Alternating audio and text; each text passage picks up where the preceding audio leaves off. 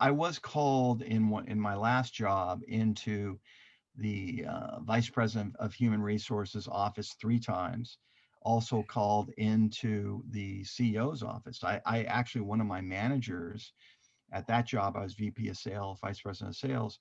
One of my managers didn't like me, wrote a letter trying to get me fired because I was preaching and doing Bible studies and prayer meetings, after sales meetings, whatever, and tried to get me fired. Well, the CEO was actually Christian.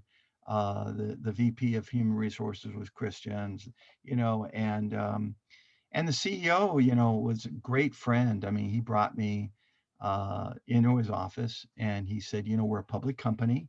We can't be talking religion and so forth. And I said, I understand. But I also said, but I report to a higher authority. You didn't like that, maybe.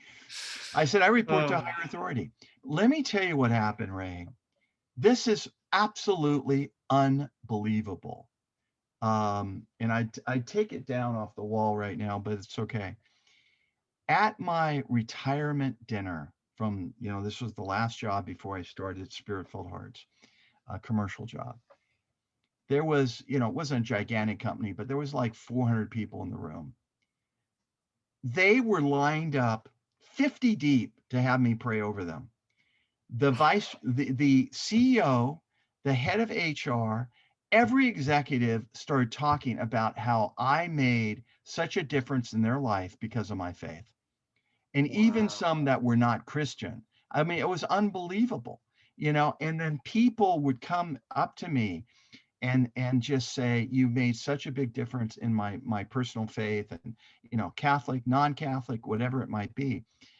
It's standing up for what you believe in. It's having integrity. And bottom line is this, is that you do it in love. You do it, you're not trying to, you know, bring people in one position versus another. You're just loving people with the love of Christ. So that's what I would say to encourage people that say, what do I do? You love people and you let them know what you believe in. You're the fifth gospel. No one can Mm. argue with what you believe in. I believe that Jesus is the way, the truth, and life. I believe in the real presence in the Eucharist. I believe, and no one can argue that because that's what you believe. And so anyway, but I've had some interesting things. We prayed, we had prayers over lunch one time, and in the meeting room there was a clear glass door, right? Someone saw it. There was a copy machine outside the room. This woman who was making a copy goes immediately to the VP of HR and says, they're praying. We were praying for the meal is all we were really doing. And the person was Christian. We asked blessings for the meal, but she could tell we were praying, and turned me in to the VP of HR that called me in, but it's almost like a badge of honor. I mean, bottom line is this, don't be afraid. Do not be afraid, but step out in faith. Wow. Those are some incredible stories, and hopefully it'll give people more courage to step out like that. I really Yeah, I'm gonna do a video on witnessing at work. With Awesome. Yeah, because I think that's important, and like you said, how to like do it in a loving way. Because I'm sure that there have been people that may listen to this and be like, "All right, I'm gonna do this," but they approach it in the wrong way, and it may come back. It may not be done in a loving way, and maybe not as So, so, beneficial. so some tips. We tried to get off site because that's the other issue, right? Not do it Mhm. in the buildings.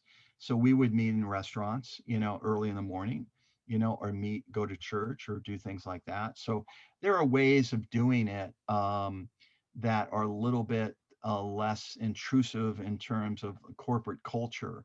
But again, I think the bottom line is this: is don't hide your light under a bushel basket. Mm.